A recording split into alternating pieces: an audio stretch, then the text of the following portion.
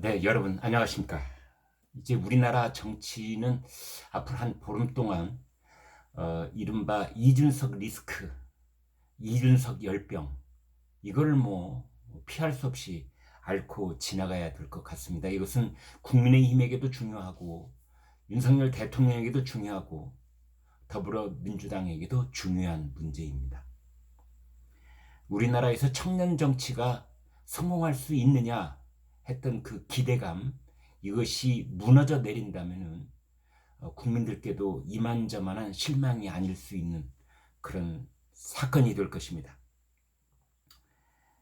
이런 가운데 이준석 국민의힘 대표가 셀프 구명운동을 펼치고 있는 것 아니냐, 이런 주제로 말씀을 드려보고 싶습니다. 왜냐하면 이준석 대표 쪽이 윤석열 대통령과 만찬 회동을 했다, 이렇게 밝혔습니다. 그런데 거기에 대해서 대통령실은 전혀 사실이 아니다, 이렇게 전면적으로 부인을 했습니다. 도대체 무슨 일이 있고 이것은 이준석의 운명과 어떤 연관이 있을까, 지금부터 뉴스로 말씀드리겠습니다. 이미 국민의힘에서는 당윤리위원회가 성상납 의혹의 징계 절차를 시작했다고 볼 수가 있습니다.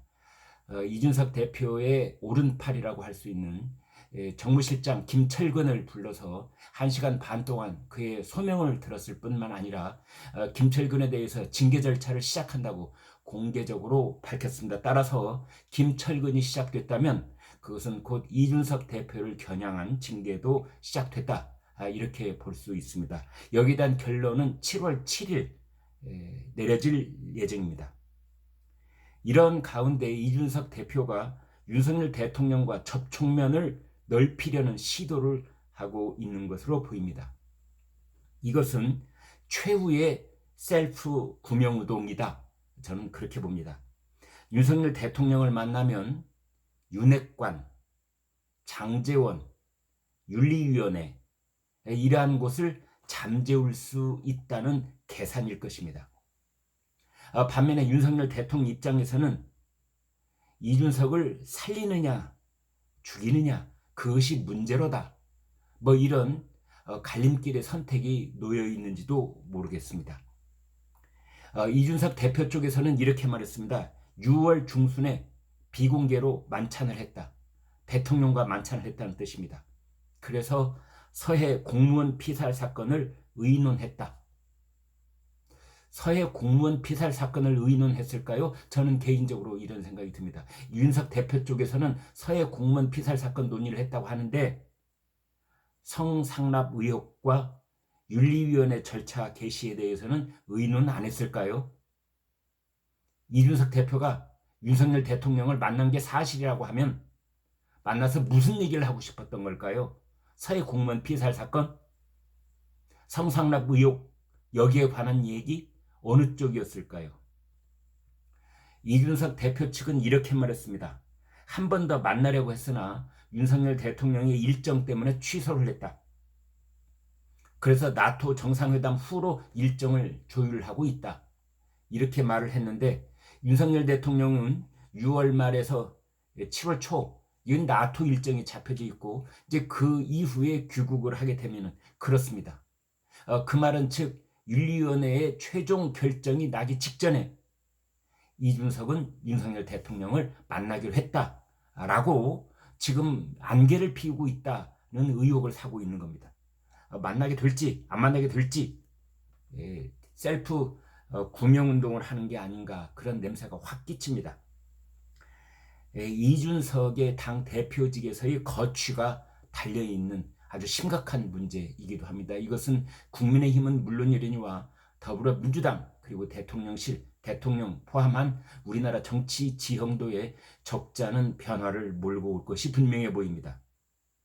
이준석 개인에게는 경찰 수사가 어디까지 진전되느냐에 따라서 형사처벌의 절차가 시작될 수도 있습니다. 그런데 아주 중요한 발표가 하나 나왔는데 대통령실에서는 윤석열 대통령과 이준석 대표가 이달 중순 만찬 회동을 했다는 일부 보도는 전혀 사실이 아니다, 이렇게 발표했습니다. 전혀 사실이 아니다. 여기는 약간의 뉘앙스 차이가 있을 수 있습니다. 그것은 사실과 다르다 일 때가 있고 전혀 사실이 아니다 일 때가 있습니다. 사실과 다르다라고 할 때는 가령 6월 중순이 아니라 6월 초순이었다 라든지 만찬이 아니라 오찬이었다 라든지 이렇게 전체적인 팩트가 구성이 돼 있는데 그 중에 일부가 다를 때 사실과 다르다 이런 좀 완화된 표현을 쓰는데 대통령실은 그게 아닙니다. 전혀 사실과 다르다.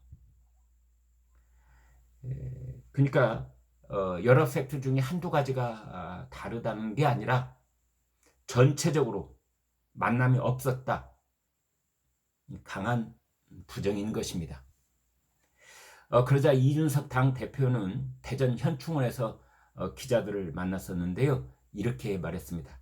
특정한 시점에 특정한 만남이 있었느냐의 여부 이런 것들은 당대표 입장에서 대통령의 일정을 제가 공개할 수는 없는 것이다. 이게 무슨 말입니까? 특정한 시점, 특정한 만남 이게 무슨 말입니까? 그 이준석은 아마 똑똑한 사람이라고 저는 믿고 싶습니다. 똑똑한 사람이 가지고 있는 가장 큰 허점이 뭐냐? 직궤에 넘어간다는 말입니다. 어렵고 현란한 표현을 쓰면은 기자들이 다 넘어갈 것이라는 착각 속에서 살아가는지도 모릅니다. 그렇지 않습니다. 개인적으로는 이준석이 똑똑할는지 몰라도 기자 집단, 국민 여론 이것은 이준석보다 100배, 1000배 더 현명합니다. 그런데 이준석의 발언이 이렇게 되어 있습니다. 특정한 시점에 특정한 만남이 있었느냐 이런 식의 표현 자주 쓰는 표현 아니지 않습니까? 공개할 수는 없다 이렇게 얘기를 하면서 그것은 대통령의 일정이기 때문이다 그랬는데요. 여기서 자승자박을 하는 논리구조 속에 들어가 버리고 맙니다. 그렇다면은 만찬회동은 왜 공개했는데요? 6월 중순에 대통령과 저녁밥 먹었다는 건 왜 공개를 했는데요? 그러니까 만나기는 했는데 대통령 일정이므로 경호상의 이유 때문에 시간과 장소는 말할 수 없다 그런 뜻입니까? 기자들과 국민들을 상당히 낮춰 보거나 얕잡아 보지 않으면 이런 논리구조의 말은 할 수가 없는 겁니다. 윤석열 대통령과 이준석 대표 만났을까요? 안 만났을까요? 누가 거짓말을 하고 있을까요? 철저한 비공개로 하기로 약속을 했는데 이준석이 만났다는 사실을 공개해버리니까 이에 경로한 대통령실이 전면 부인하고 나선 것일까요? 그 어느 쪽이 됐든 이준석은 지금 일국의 대통령을 진실게임 속으로 몰아넣고 있다는 것을 알아야 됩니다. 이준석이 야당 대표하고 또는 야당이 무슨 국회의원하고 또는 윤리위원회하고 진실게임을 하는 것이 아니라 대통령하고 진실게임을 하는 것 같은 양상 속으로 이 상황을 몰아넣고 있다는 것입니다. 도대체 어쩌자는 겁니까? 이게 큰일 날 사람 아닙니까? 이런 집권여당 당대표는 보다 처음 봅니다. 이준석은 한때 우리나라에서 중요한 정치적 자산이었습니다. 그리고 20대 청년들을 중심으로 한 팬덤도 있습니다. 그러나 지금은 집권당의 아킬레스건이 되어 있다는 것을 본인도 인정해야 합니다. 본인 쪽에서는 이런 말을 많이 합니다. 2번의 선거가 승리로 끝나자 그를 버리려고 한다. 아닙니다. 이것은 토사구팽이 아니라 본인의 선택이었을 뿐입니다.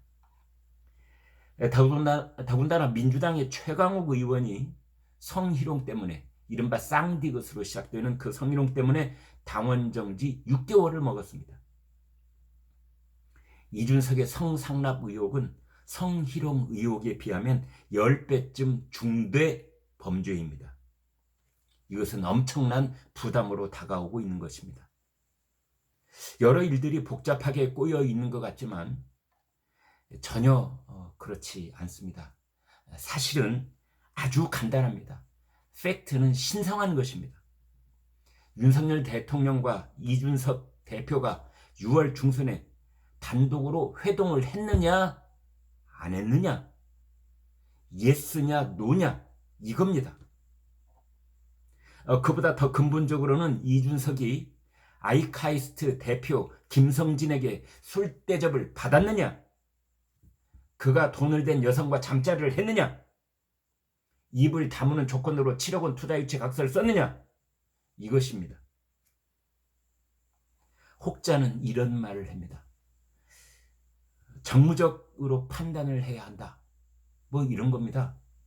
사실보다는, 진실보다는, 팩트보다는 정무적 판단을 해야 된다.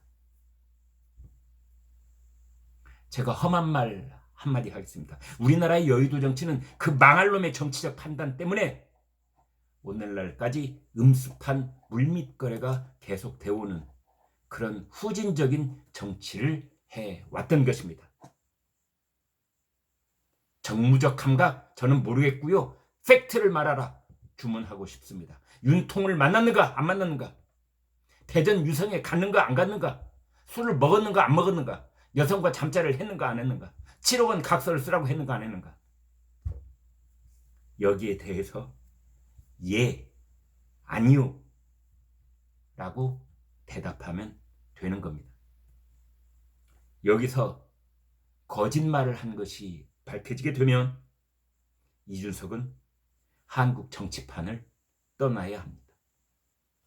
네, 구독, 좋아요 부탁드리겠습니다. 고맙습니다.